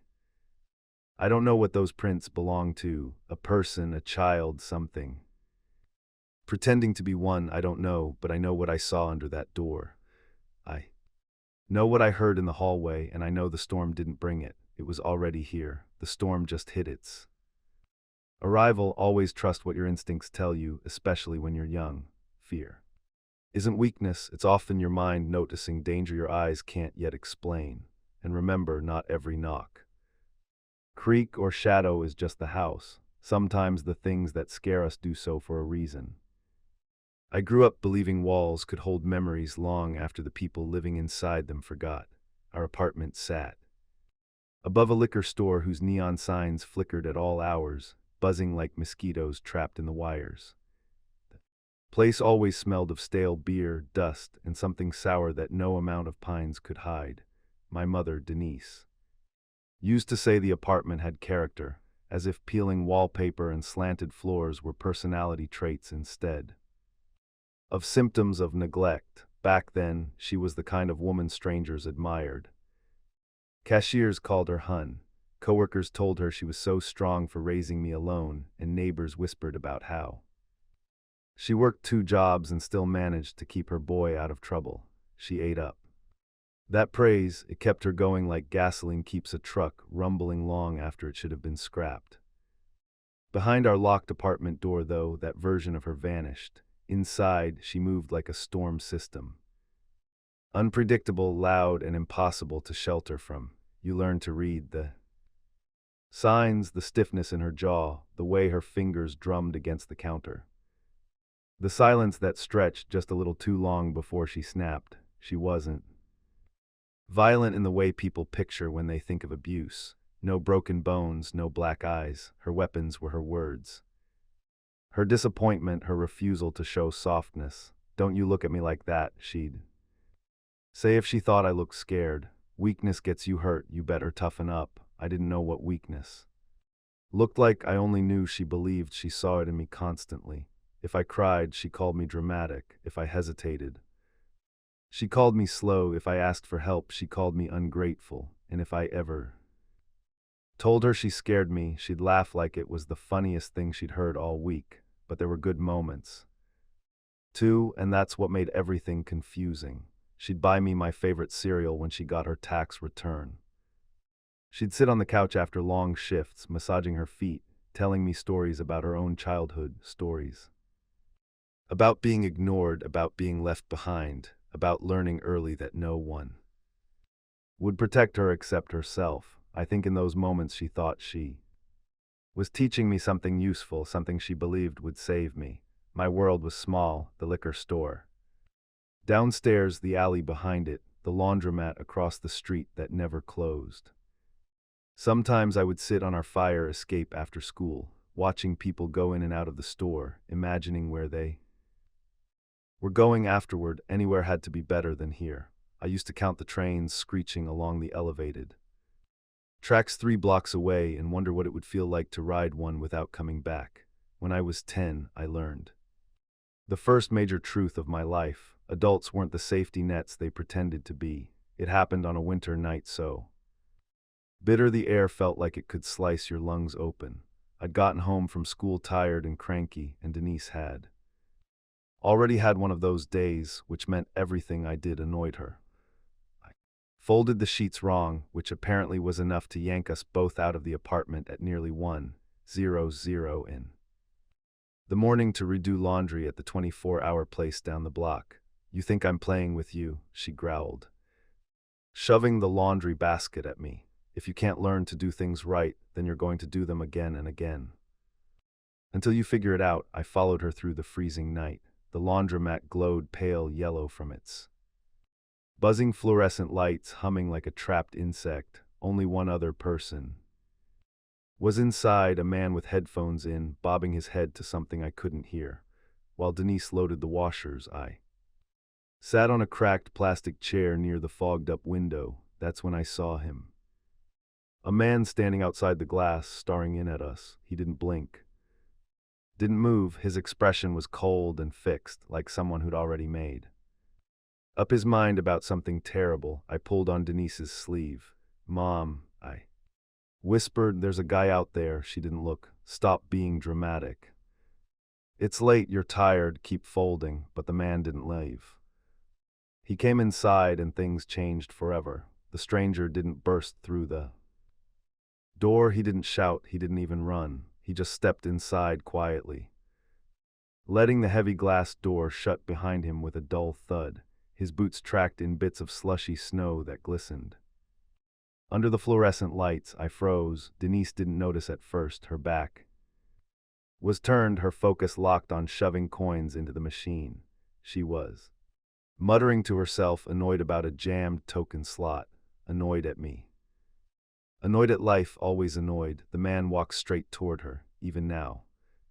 Decades later, I see him clearly. Heavy coat, hood halfway up, eyes too calm for someone about to do what he did. "Ma'am," he said, voice steady and low, "I need your wallet." Denise turned around, eyebrows raised like the request itself offended her. "Excuse me." "Wallet," he repeated. "Hand it over." I expected Denise to scream or run or put herself between me and danger like parents always did in movies. Instead, she squared her shoulders, jaw tightening like it always did before she snapped.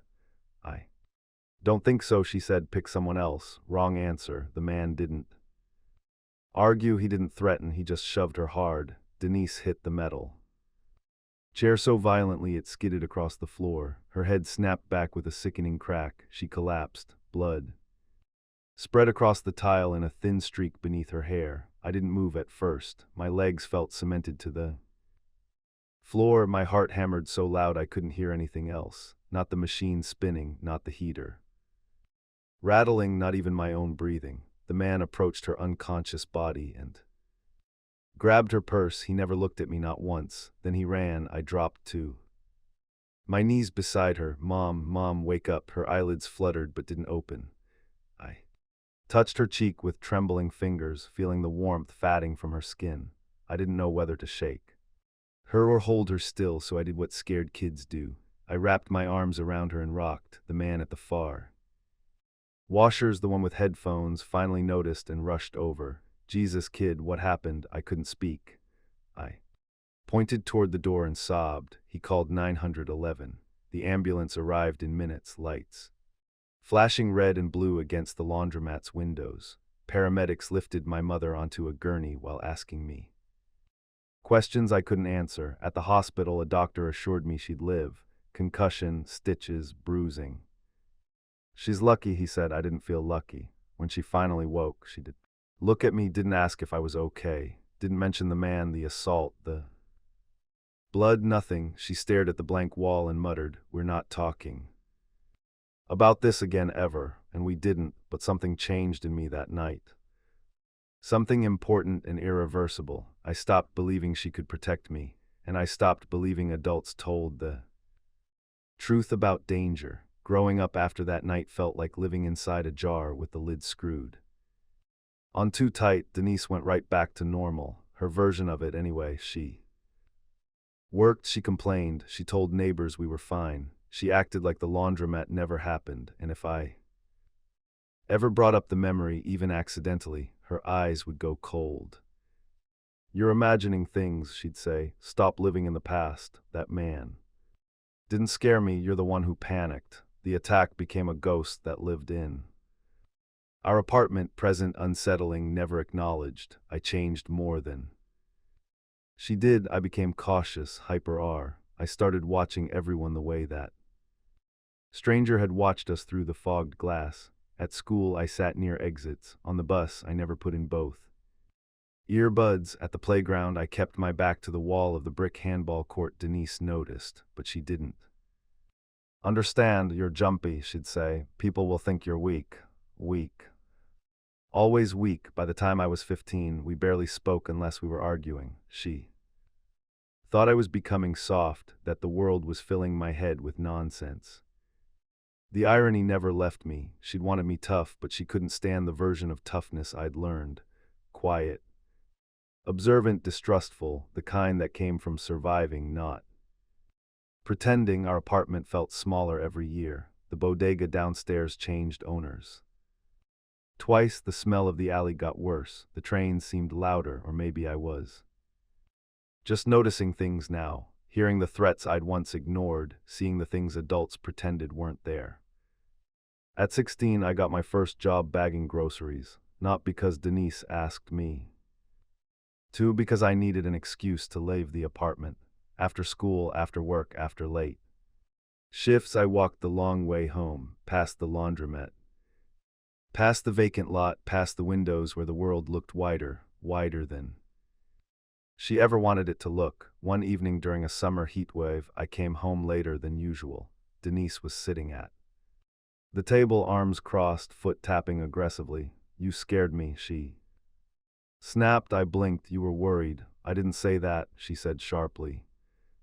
But you don't just disappear. I almost laughed. Disappear like she had the night she got knocked unconscious, like she had every time she ignored my fear. But I kept my mouth shut. What if something happened, she demanded. Something did happen. I thought years ago and you pretended it didn't. That night she tried to lecture me about responsibility, about how the world wasn't safe. The same woman who told me I was dramatic now wanted me to accept her panic. Bad people are out there, she said. I stared at her. I know she didn't catch the meaning. She never did. When I turned 18, something shifted. Not because Denise changed. People like her rarely do, but because I finally had somewhere else to go. A community. College 3 towns away accepted me, offering a grant that covered most costs. When I told her, she reacted exactly how I feared. You're leaving me. You think you're better than this. You're running away because you're scared. No, I said quietly. I'm leaving because you are. It was the first time I ever pushed back. The word surprised even me. Denise looked stunned for a moment before anger washed over her face. We didn't speak for days. Move in day felt like breathing without pain. My dorm was small, but it was mine. A bed that didn't sag, a door I could lock, a window that looked out at a courtyard instead of an alley. For the first week, I had trouble sleeping because it was so quiet. No sirens, no yelling, no footsteps on the stairs at 2:00 in the morning. I thought distance would fix everything. It didn't. Trauma doesn't ask for your permission before jumping in the car with you. For months I had nightmares. In them, the stranger returned. Sometimes he came through the laundromat door, other times through the dorm window. Sometimes he shoved Denise. Again, sometimes he shoved me. Sometimes he walked in calmly like before and said nothing. Those dreams always ended with me trying to scream, but finding my throat locked shut. Therapy helped slowly, painfully. It wasn't your fault, my therapist told me. I know, but you don't believe it. She was right. I still felt like the weak child who folded sheets wrong. I didn't visit Denise much. When I did, the energy in the apartment felt wrong, like walking into a freezer. We talked around everything, whether work, groceries, anything but the night that shaped us both. One visit, she asked abruptly, do you think I'm a bad mother? I didn't expect the question. I think you were scared, I said carefully, and you didn't know how to be anything else. She looked down. I tried. I know we weren't healed, but it was the closest we'd ever come to honesty. By the time I reached my late 20s, I'd built a life that felt like it belonged to someone else. a steady job, a safe apartment, a girlfriend who made me laugh in ways I didn't know I could. People often told me I was calm, observant, grounded. They didn't know those were survival traits, not personality quirks. Denise was older now, softer in some ways, harsher in others. Age has a way of blurring things. I visited her once every month. We talked more easily now, though we still avoided the topics that mattered most. One afternoon, I took her to lunch. At a diner near her building, over coffee, she asked, "Do you remember that night at the laundromat?" My fork froze. Midair, she swallowed hard. "I wasn't a good mother to you, I know that, but that night I wasn't pretending it didn't happen. I just didn't know how to talk about it." I sat quietly, the old laundromat lights flickering in my memory. "You were hurt," I finally said. "It scared both of us." She nodded. "I told myself if I ignored it, it couldn't touch you, that if I acted strong enough, maybe you wouldn't be afraid." I exhaled slowly. "I wasn't afraid because of you, Mom. I was afraid because you wanted me to pretend nothing happened." She looked down at her hands, still calloused, still restless. I didn't know any better. Maybe that was true, maybe not. Either way, she was the only mother I had, and despite everything, part of me still wanted the version of her she pretended to be for the world. "I'm okay now," I said gently. She looked relieved. "Good, I always hoped you would be." The rest of the meal passed quietly. Later that evening, I walked past the old laundromat. It looked smaller than I remembered. The fluorescent lights were still buzzing. The windows still fogged at the edges, but the terror was gone. Or maybe I'd just outgrown the shadows. Sometimes I wonder how many people carry stories like mine, moments that shaped them in silence because no one wanted to talk about what happened. Danger doesn't always announce itself. Sometimes it walks through a door calmly, sometimes it hides in plain sight, and sometimes the person you depend on the most teaches you to fear the wrong things. But life keeps moving, so do we. And I've learned the world isn't divided into strong people and weak people, just people who face their pain and people who pretend it isn't there. Ignoring danger doesn't make it disappear. Facing the truth, even when it's painful, is the first step toward healing. Silence protects no one, but honest conversations can break cycles, mend wounds, and help us grow beyond the things that once controlled us. Just do that.